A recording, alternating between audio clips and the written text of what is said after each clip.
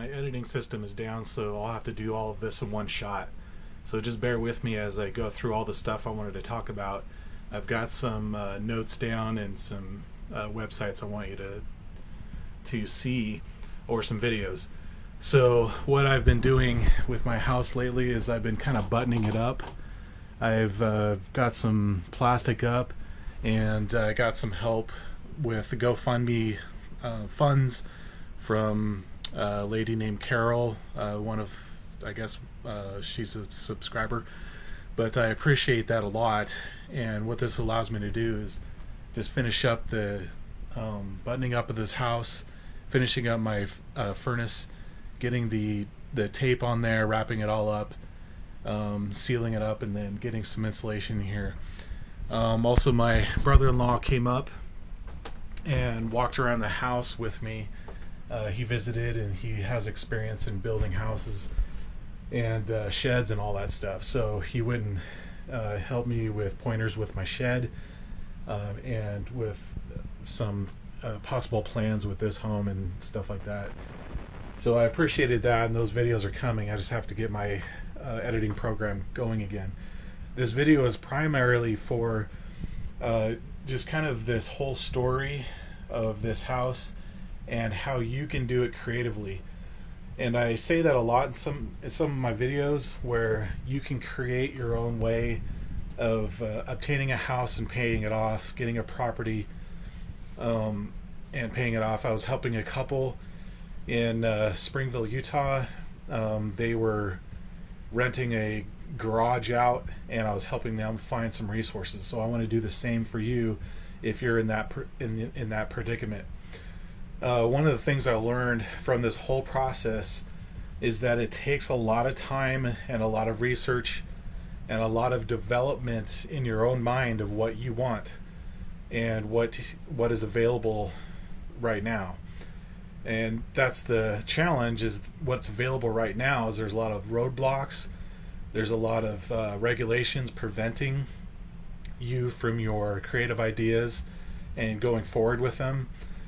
But I want to give you some hope. Because there are things I run into and I'm like, oh wait, there's good things happening here. And so I want to share those with you in case you're getting discouraged about this whole getting a property for your own type of idea. So, and it's not as far-reaching as it may seem. And one of the things I wanted to share again with you is this guy named Luke Smith with RollerVacantLand.com. I just barely did a video on him maybe last week, and I want to emphasize to you again, go to him. He's exactly what I wanted to do, because I ran into a property that was $8,000, and it was in the same town that I'm in, and I wanted it so bad because it was within my grasp. I could sell my car and get it. I had enough money saved up for it. And so I actually went and talked to the real estate agent, and we were talking about the land, and I'm just like, I was asking her questions like, what's the history of the land? What's the best price that you're willing to offer? What's that, negotiating as if she was the seller. And what I discovered was she kept on saying, I can't answer that, I can't answer that, I can't answer that. And I'm like, basically, she ramps up the price so much on that. And I discovered that the land was $12,000 at first, and then she reduced it to $8,000. And so what I did was what this Luke Smith guy does. I actually looked up on it's a website called Beacon.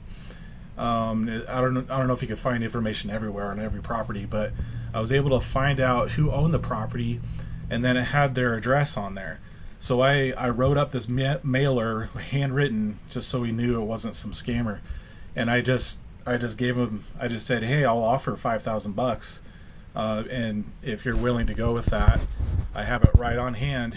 And then So I sent that out, and 3 days later, so he must have got it that same day and called me. And then he said, "Oh yeah, I'll take that. That's what I originally wanted anyways." And so he went and gave me all the answers that I wanted, just like in what you would expect. All the history of it, the reasons why he's doing it, what kind of problems that you might run into, all the setbacks and all the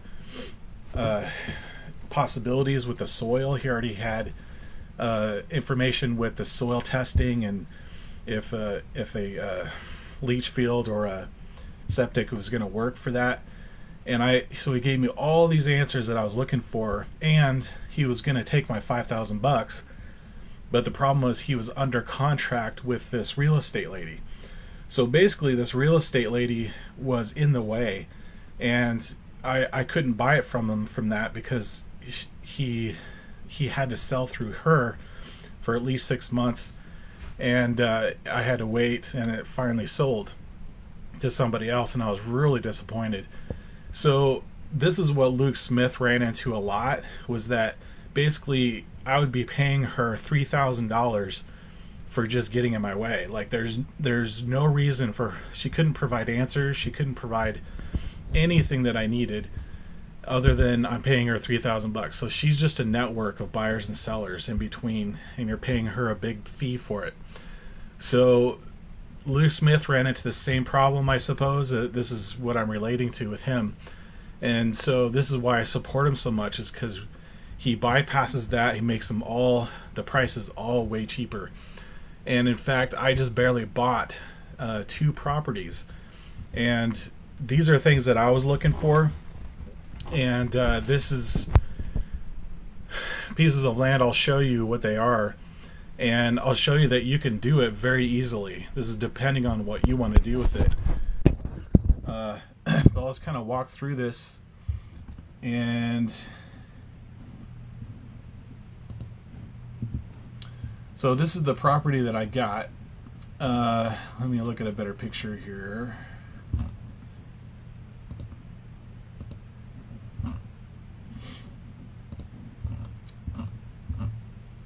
So this is the one. This is one in Boone County, Arkansas, and I saw this, and I'm like, you know what? It's $450, and I went through the normal decision-making factors.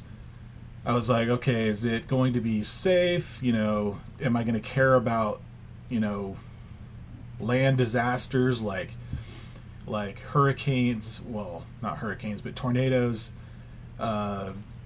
earthquakes. You know, floods. All of these factors went into play when I was looking for this, and all of those things really didn't matter, just because I was looking for just a property that I wasn't really necessarily going to build on, but I could build a little small log cabin on there, or I could just park my camper trailer on, and I don't have to worry about it flooding every once in a while. But luckily for me, it doesn't have any of those factors. It's on kind of a hillish place, and it's by a lake, and so I'm able to go through and get into the lake and just park a camper in there. This is an agent under the ruralvacantland.com under Luke Smith, and her name is Robin, and I just contacted her. The transition, or the transaction, is really simple, and I paid her, and I got the deed within a few days, because she did it.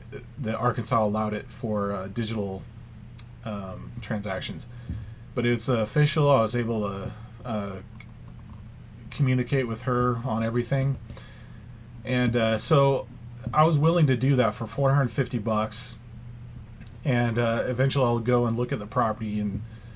But I didn't have high expectations with this piece of property. So the next piece of property had a little more expectation.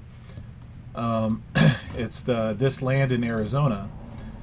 So this one says $1,900, and from Christine McManus. And she's a really nice lady. I talked to her on the phone. I talked to her extensively throughout the whole process, and I got all the details that I wanted. Basically, it was similar to the other property, where it's just kind of out in the middle of nowhere. Not out in the middle of nowhere, but it was right between Phoenix and Tucson, and I just looked at it, and right below it, south of there, is actually developed part of the land where people have been building there, and they're just starting to spread up into the area that I bought the land. So the developed area was down there, and there was like restaurants and stores pretty close to here. Is kind of a small town, rural-ish area. And then up here, maybe 30 minutes away, there's like a Walmart and stuff. And then there's a McDonald's maybe like 2 minutes away. So there's like, and the houses were just maybe a half mile south of there. So I knew that it was going to be developed soon, and this one was cheap enough where I'm just going to go ahead and do it. And so it turned out to be like $2,400 when everything was ended. But I got the deed really quickly, and after going through the process, it really gave me some confidence. And I can't tell you how much confidence it gives you once you have something solid. When you have even just one little piece of property, you have an assurance that you could go somewhere in case something happens in your family or a natural disaster where you live. You can always go somewhere with a camper, or it's comforting to know that. So I don't even have to build a house there yet. I could take my time with it, but I can park my camper if I want to spend the winter there and be in a warm climate, and just kind of basically be on my own for a while, but yet still close enough to be a part of like a social scene in Phoenix or Tucson and stuff like that. So I wasn't too far away from things, and so I like this idea, and I was able to get two pieces of property for about $3,000, under $3,000, and that's, in fact, the $3,000 was the money I got from that spike of views on YouTube.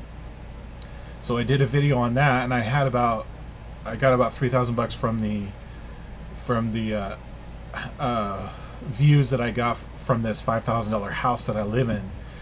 So I was able to reinvest that money into properties, and now my abilities to move somewhere has opened up. So it was really amazing. I was extremely excited when I was able to do that, and have it be for sure. I have this nailed down, and these people are just great to work with. And so if you're ever wondering what can you do with a piece of land, and this is the what sparked this video was a couple things. One, I got these pieces of land for cheap, and I wanted to be able to share that with you. And I wanted to share as a whole this whole process that I'm going through with survival, getting your feet grounded, having some traction. And with this house, this $5,000 house, and then if I didn't have this house to start with, or at least a piece of land or something that I paid outright, then I wouldn't have been able to buy these other two pieces of land. So I'm growing very quickly, and it shows that this progression and this ability to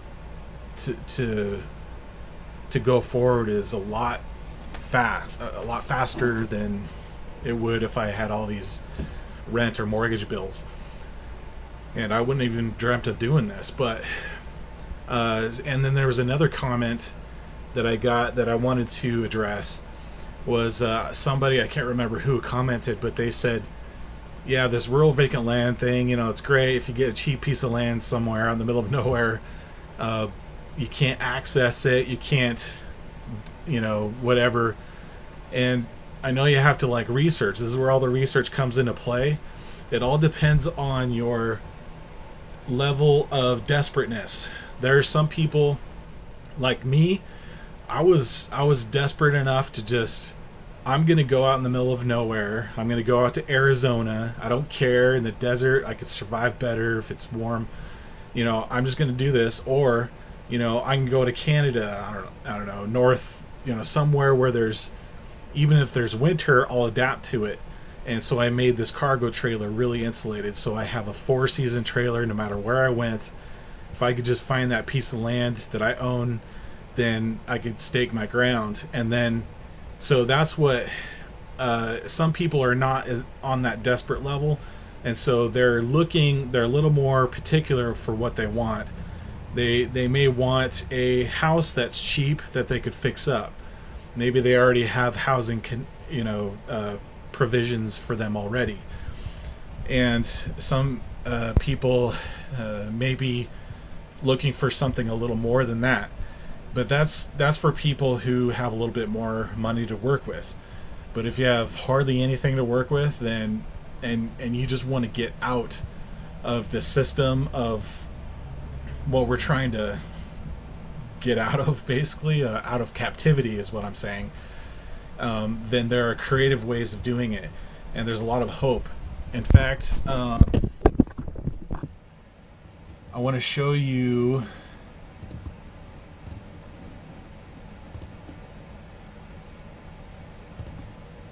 this guy.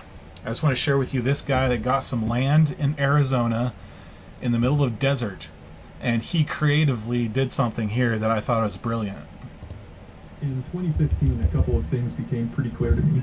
I was in a rut, and I really felt the only way forward for me was by acquiring my own private land to build on, and hopefully to mine some gold on too, even if it was only just for fun. But the high cost of land with decent resources, both to use for building and for mining, made finding a truly great parcel almost impossible to afford.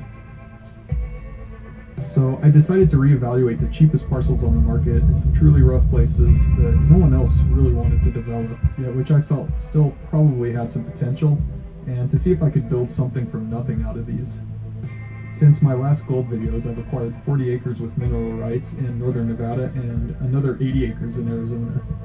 The Nevada parcel is a pretty unique property that I felt was probably underappreciated by the seller, since it actually contains, after I went out there and prospected, 3 different unique gold deposit types: Carlin style, epithermal quartz veins, and placer gold. So you could watch this video for yourself if you want to. I'll put the link down below. But I thought this is so interesting. It's a perfect example of the way this guy creatively made his way. He had a knowledge of the minerals and looking for gold. He knew how to soil test and sample test these places, and this is what a lot of other people don't know. So he mentioned there that the seller didn't quite know all that stuff, but he did. So this is almost like, it just, in the scriptures it says, a seemingly barren wasteland, or with treasure in it. I forget the exact wording on that, but so a barren wasteland with treasure, and the man sells all he has so he can get this land with the treasure of great price or whatever. So this is remind me of that. So he was using his creativity.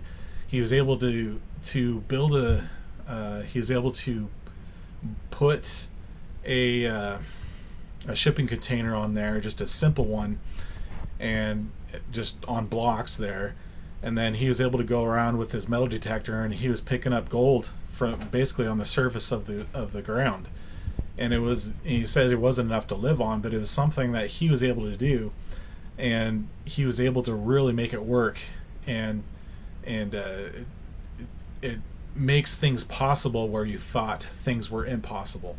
So people like this guy and me and other people, they'll make something work. If they want to get out of the system that they can't survive in, they'll make something work.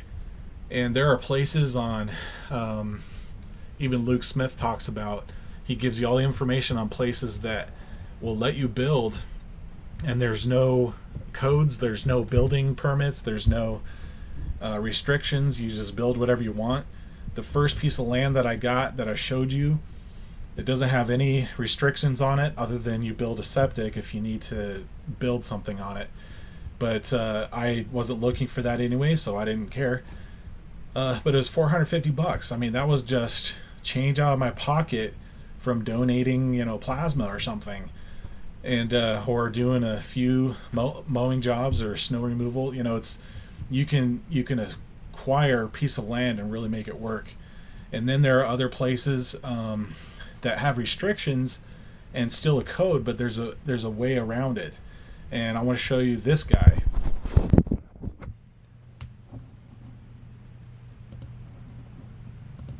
I will tell you, this is a permitted construction project. I went to the city. My city has a special exception they make for homeowners, and you apply for an exemption, and they give you a number, and it's basically like a contractor's license number, and you can act as your own electrician, your own framer, your own plumber, everything. And instead of putting the plumber's license number, electrician's license number in the blanks on all the applications, etc., you put your number to your exemption form, or the number they give you for your exemption, and that acts as your license number. So it's really cool. The only thing is, you got to do all the work yourself, or if you contract it out to someone else, they have to be licensed. So there's one of the things that I didn't know is that I keep hearing more stories of towns doing this. So as we're living in this system where towns and states and certain cities are starting to crack down, be more strict, and get worse and worse on their housing policies and stuff like that, like California and other big cities, there are places that are lifting up on those restrictions. So this is a great deal of hope that this guy just mentions that, and gives people an ability to do things on their own, and give them a way to do it. Now, there are some people worried about, well, if I buy a cheap, crappy home, I don't have the physical ability to be able to work on everything, and so I can't hire anybody, and I can't work on it myself. Then here's another thing that I want to share with you. So if you haven't heard of Habitat for Humanity, let me just tell you just a little bit about it. Habitat for Humanity, you've probably seen the stores out there. You've probably seen what they do. They have it's basically a thrift store with leftover materials from a home renovation, and sometimes there's new stuff in there. People don't like their design of the house or whatever. They get rid of things, used things. So that there's a whole bunch of things in there you could find for real cheap. They mark it down like half or whatever. I don't know what they do as far as percentage wise, how much they mark off, but it's like a thrift store for building homes. But it's not only that, they help build homes, they help renovate homes. And just in my small town, in my small town and some towns near here, I hear all the time Habitat for Humanity and all their charity projects that they do. They gather a bunch of people that want to volunteer, and they actually go through a process of selecting a home, and then figure out what level the home is at, like if it's a total renovation or just a fixing it up or replacing windows. Then they go through the process of selecting that home and that person, and then they bring the volunteer builders and the donated supplies or cheap supplies, and they are able to fix up that home. And so I don't know anything more about that other than that, but this may be a limited thing right now, but this idea I hope explodes. I hope it, like, more people start things like this, and they start in fact, I think I'll probably be getting involved with this because I love this idea where they're helping people who can't build a house on their own or rebuild one. And so I need to look more into that, but I know they actually have a system like that in play. And I love this. I want this to grow. I've seen it grow already. And so that's just one more type of resource for people if they're really unsure if they could buy a cheap home that is so crappy that they can't use it. There are ways of doing this. So, of course, there are many other ways that you'll have to keep praying about it, keep praying for revelation, and your own creativity. It all boils down to a lot of research, figuring out what you want, what you truly want, what you're trying to do with your life. What you're trying, the guy that was single, he's probably single. He's got the land in Arizona. For him, that worked. And for other people, it's not going to work because they don't have those abilities. But it all depends on what you want to do and what your preferences are.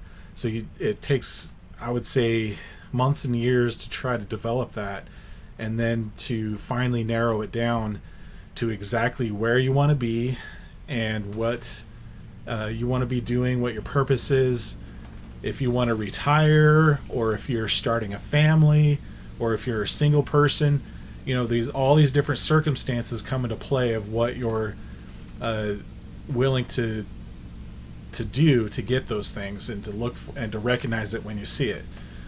Or if it's a situation where you want to help somebody else, or if you want it to have potential to grow with you. Like if you are a single person, you build a home, and then you could expand on that, if you get married sometime and start having kids, or adopting, or something like that.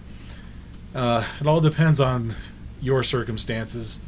And there's so many creative people out there. There's like shipping containers on weird pieces of land. And man, I should just show you.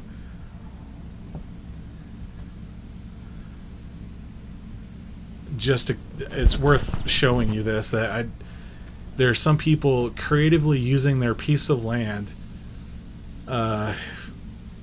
just in an amazing way.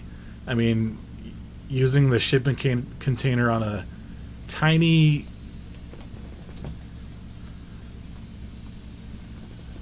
so you gotta find it. Yeah, it's right here. In fact, I haven't seen this one yet. So there's a picture here of a guy that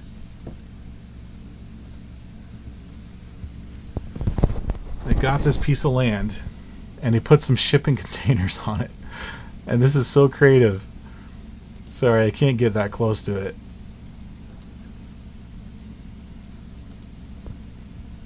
Maybe you could see it there a little bit. But this guy,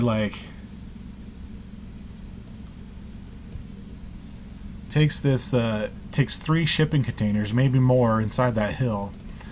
So he probably got this land for real cheap. Just I don't understand how he did this. He may be okay with a landslide someday. I don't know, whatever. But this is just one creative way. Looks like it's on the side of a street or something. But he built up, so he probably has a lot of space in there. I don't know what. That's just pretty amazing to me. And but there's just tons of different. Maybe this person is on a floodplain. And they just built it up so high that they're not even worried about it. And then there's places on the side of a hill. And then there's they just adapt to exactly what the landscape does for them.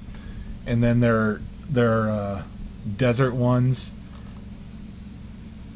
I'm really a fan of rammed earth, rammed concrete, whatever you call it. And I would plan on doing that in the desert, maybe in Arizona. And basically you use the sand that's around you, and that's most of the materials, so you don't have to pay for it. You just buy some Portland cement, mix it in there, get a little wet, and then make some walls out of it. And perfect for desert areas. So these are just quick ideas, but you could keep searching through here and just be inspired with what other people do with their land.